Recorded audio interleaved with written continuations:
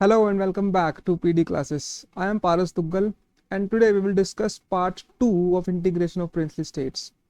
Last lecture में बच्चे integration of princely states start किया था, उसका पार्ट 1 किया था। आई हैव टोल्ड यू कि इसमें टोटल 7 क्वेश्चंस हैं और 7 क्वेश्चंस में से फर्स्ट 5 क्वेश्चंस हम कर चुके हैं पिछली वीडियो में। Go and watch that video.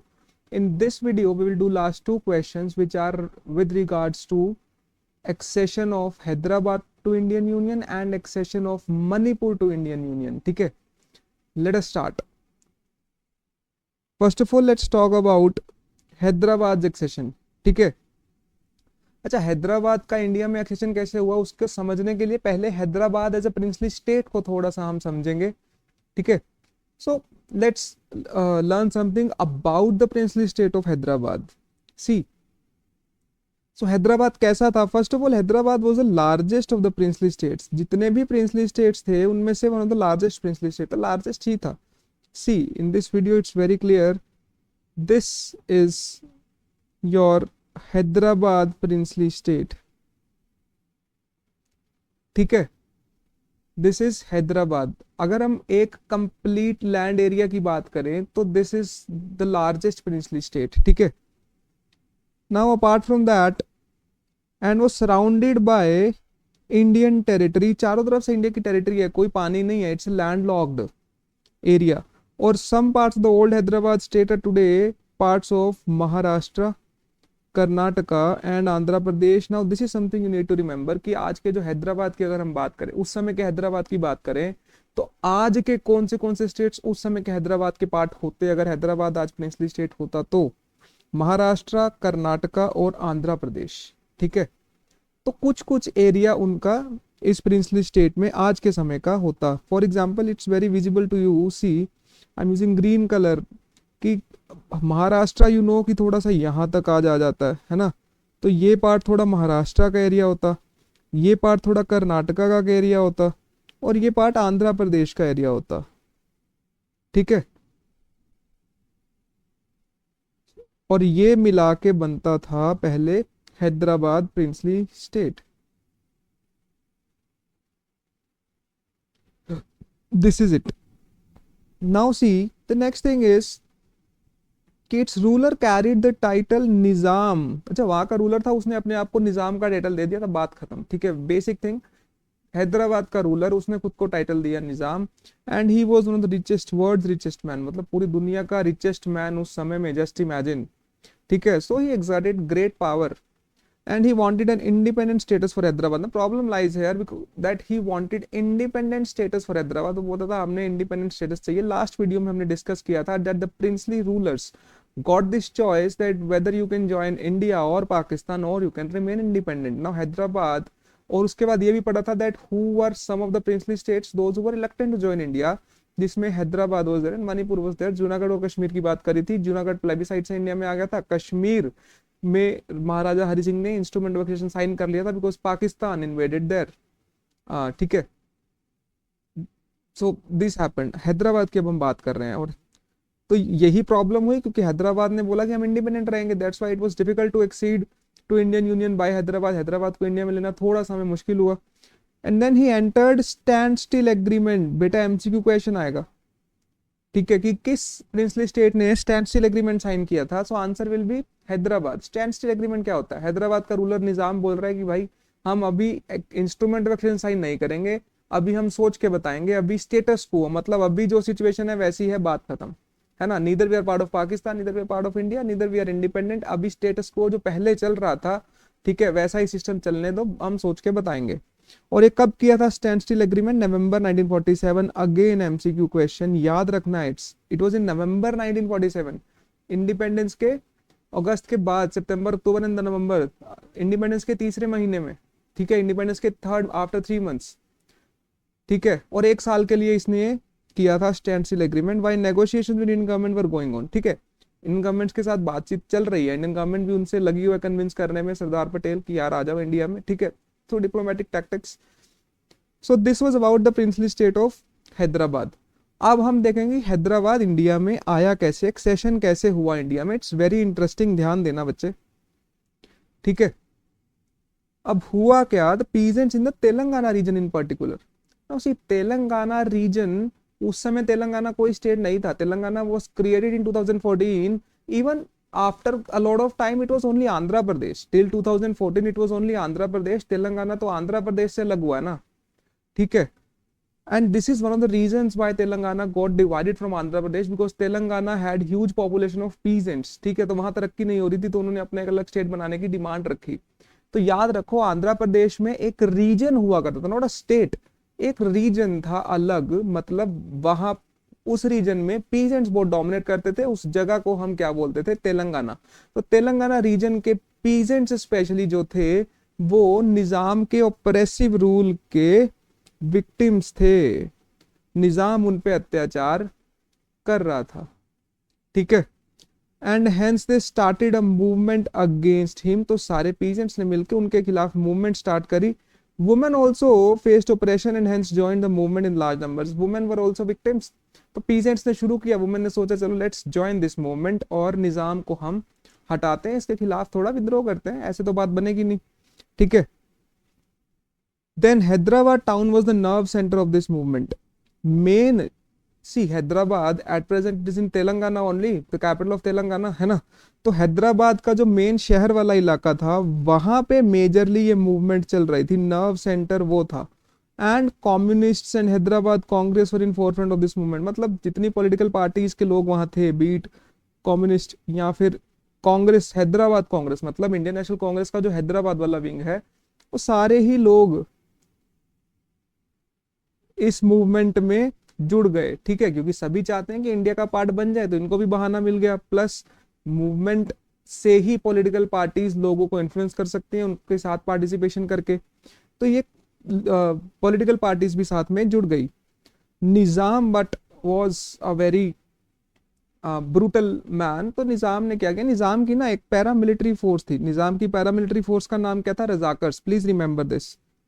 ये एमसीक्यू में भी पूछा जा सकता है, ये 2 मार्क क्वेश्चन में भी आएगा, हु वर रजाकर्स, ठीक है। तो Razakars were the paramilitary force of Nizam. अब याद करो कि पैरामाउंसी जो था, सुजरेनिटी जब हमने पढ़ा था, जो एक वो सिस्टम था उसमें प्रिंसली स्टेट्स के पास थोड़ी सी ऑटोनॉमी थी, एक्स्ट्रा पावर्स थी, उन एक्स्ट्रा पावर्स में से एक ये भी पावर थी that you can maintain your own military, तो उस पैरामिलिट्री फोर्स को निजाम की बोला जाता था रजाकर्स। तो निजाम ने रजाकर्स को बोला कि जाओ और इस मूवमेंट को खत्म करो जैसे भी करके, और इतनी एट्रोसिटीज की उन्होंने रजाकर्स ने, and specially it was of communal nature, communal nature obviously because Nizam belong to one religion, तो उसके ऑपोजिट रिलीजन के लोगों के साथ स्पेशली उसने बहुत गलत किया उस समय, बिकॉज ठीक है। एंड उनकी एट्रोसिटीज इतनी खतरनाक थी that they knew no boundaries, मतलब बहुत ज्यादा खतरनाक वाले तरीके से उन्होंने मूवमेंट को सप्रेस करने का ट्राई किया, मर्डर किया लोगों को, रेप किया to women and looted people, targeting particularly the non Muslims, that's why I told you it was of communal nature specially, ठीक है। एंड देन अब जब एक कोई ग्रुप वायलेंस करेगा, अब अब इंडियन लीडरशिप को मौका मिल गया कि यार अच्छा अब तुम बदमाशी करोगे बेटा, तो हम भी बदमाशी करेंगे, है ना। खुद से अगर सीधा ही हम बदमाशी करते, खुद से ही वायलेंस करते, तो उस चीज को जस्टिफाई करना थोड़ा मुश्किल हो जाता है ना। मगर क्योंकि अब सामने वाला ही सब शर्म बेच चुका है, तो फिर इंडियन गवर्नमेंट ने आर्मी को ऑर्डर किया, ठीक है, कि जाओ और सिचुएशन को टैकल करो। और इंडिया की आर्मी उस समय ऑब्वियसली रजाकर से तो बहुत ज्यादा पावरफुल रही होगी, और सितंबर 1948 में Indian army moved in to control the Nizam's forces. Again MCQ question कि इंडियन आर्मी कब कंट्रोल करने के लिए निजाम की फोर्सेस के अगेंस्ट हैदराबाद में गई, ठीक है। Answer will B September 1948। Stand still agreement कब हुआ था याद करो, नवंबर 1947। इंडियन आर्मी कब गई, सितंबर 1948, एक साल बाद, अराउंड 10-11 मंथ्स के बाद। And after a few days of intermittent fighting Nizam surrendered. कुछ दिन थोड़ी सी छोटी मोटी स्कर्मिशेस चली, लड़ाई चली, उसके बाद निजाम ने सरेंडर कर दिया। ऑब्वियसली आर्मी के खिलाफ करना ही पड़ना था, निजाम ने सरेंडर किया। This is how this led to Hyderabad accession to India, Hyderabad became part of India. जब निजाम ने कर दिया सरेंडर, हैदराबाद बन गया इंडिया का पार्ट, बात खत्म।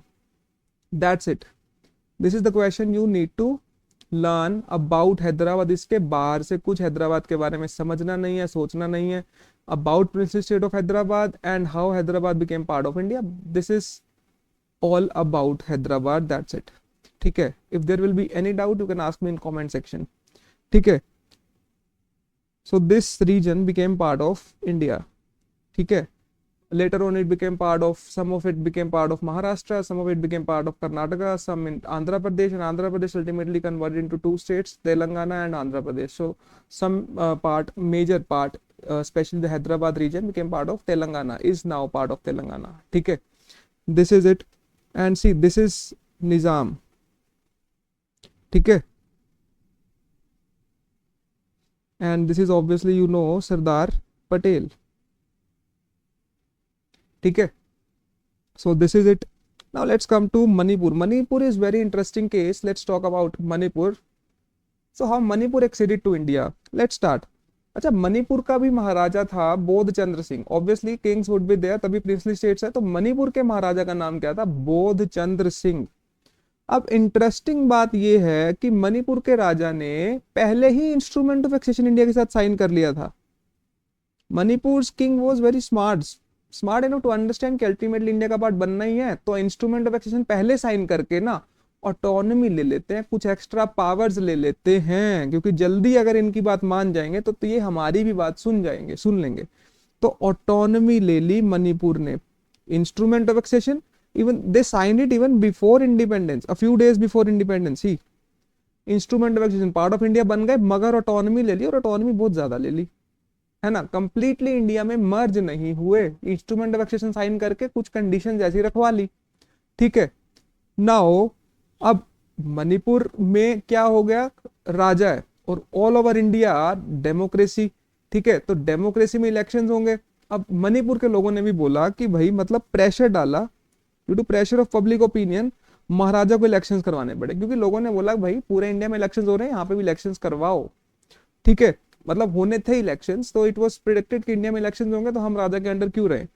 एंड मणिपुर में जून 1948 में इलेक्शंस हुए, जून 1948. नाउ जस्ट इमेजिन, पहले इलेक्शंस इंडिया में जो हुए थे वो 1951 में शुरू हुए थे और 52 तक खत्म हुए थे. तो 52 के जनरल इलेक्शन हम यूजुअली बोलते हैं उसको. बट पूरे इंडिया में अगर देखा जाए कि किस स्टेट में सबसे पहले इलेक्शंस हुए थे, answer would be Manipur. Please remember this. ठीक है. Very important thing.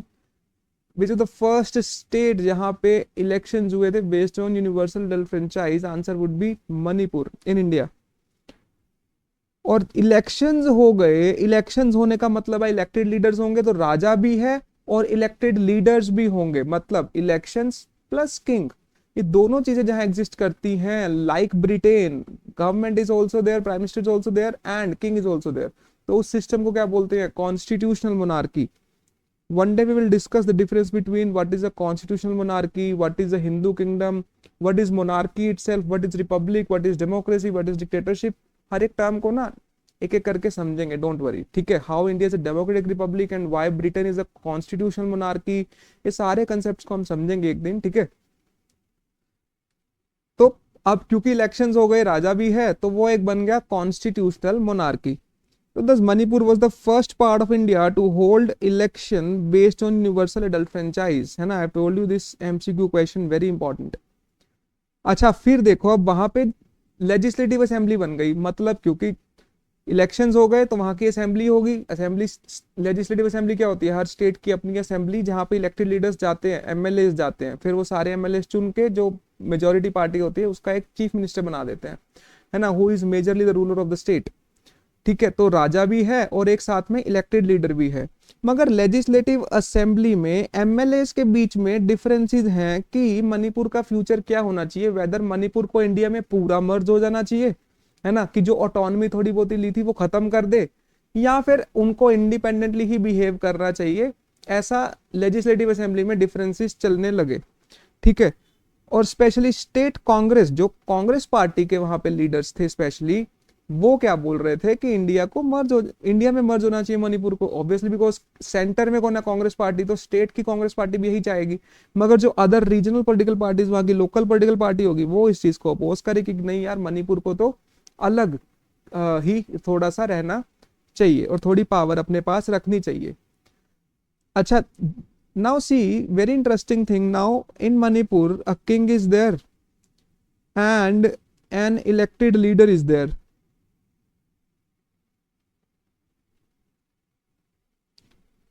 और जब भी दो एक म्यान में दो तलवारों का रहना बहुत मुश्किल हो जाता है, किसी ना किसी एक को अपनी पावर कम करनी पड़ती है। फॉर एग्जाम्पल ब्रिटेन में भी किंग को खुद की पावर कम करनी पड़ी to sustain, that's why the powerful man there in Britain also is prime minister, है ना। तो इन दोनों में लड़ाई थोड़ी सी ऑब्वियसली होगी ही।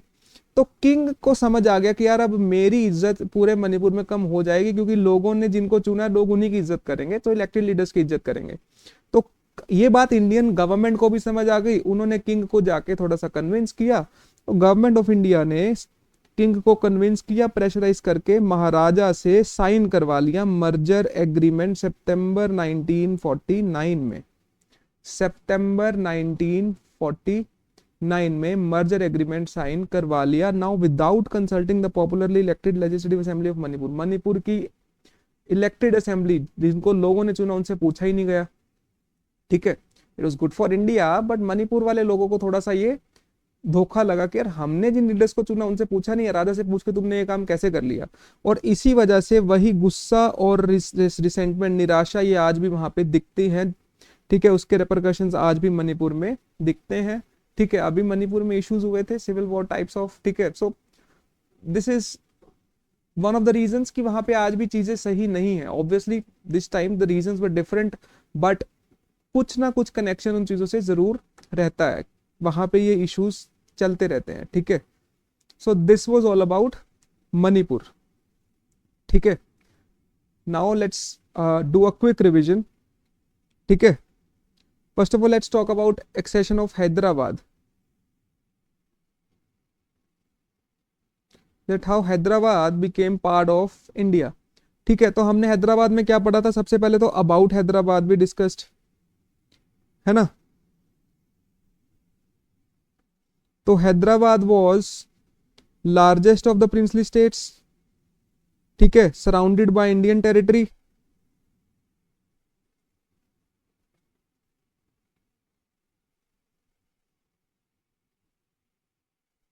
ठीक है, लैंडलॉक्ड है पूरा एरिया। और उसके अलावा उसका जो रूलर था उसने आपको खुद को टाइटल दिया था Nizam, and he was one of the richest man of the world at that time, ठीक है, वर्ल्ड्स रिचेस्ट मैन। और तीसरी बात, इन्होंने एक स्टैंड स्टिल एग्रीमेंट साइन किया था इंडिया के साथ। स्टैंड स्टिल एग्रीमेंट मतलब स्टेटस को मेंटेन करके रखेंगे, जो जैसा है अभी वैसा ही रहने दो, ठीक है। और ये कब किया था, नवंबर 1947। तो आज़ादी के 3 महीने बाद इन्होंने स्टैंड स्टिल एग्रीमेंट साइन किया, ठीक है। फिर एक्सेशन कैसे हुआ इंडिया में इनका, लेट अस सी।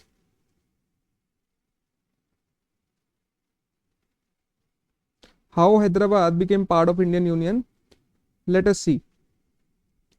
सबसे पहले क्या हुआ था, जो तेलंगाना रीजन के पीजेंट्स थे वो निजाम के ओप्रेसिव रूल से बहुत परेशान थे, उन्होंने मूवमेंट शुरू किया।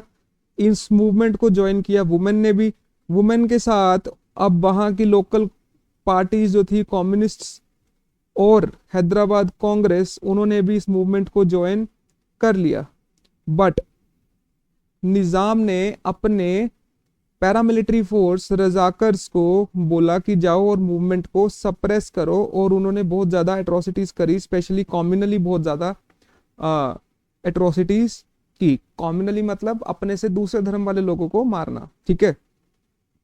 और जब ऐसा हुआ तो इंडियन गवर्नमेंट को मौका मिल गया। इंडियन गवर्नमेंट ने आर्मी को ऑर्डर किया कि जाओ और चीज़ों को सॉल्व करके आओ, और आर्मी सितंबर 1948 में गई हैदराबाद में टू रिजॉल्व दिस इशू। और कुछ ही दिनों के बाद, इंटरमिटेंट फाइटिंग के बाद, निजाम ने सरेंडर कर दिया, and that's how Hyderabad became part of Indian union, ठीक है। That's it, this was all about accession of Hyderabad. And now let's talk about Manipur. अगर मणिपुर की बात करें तो वहां का जो राजा था, उस राजा का नाम क्या था, महाराजा बोध चंद्र सिंह, ठीक है। सो महाराजा बोधचंद्र सिंह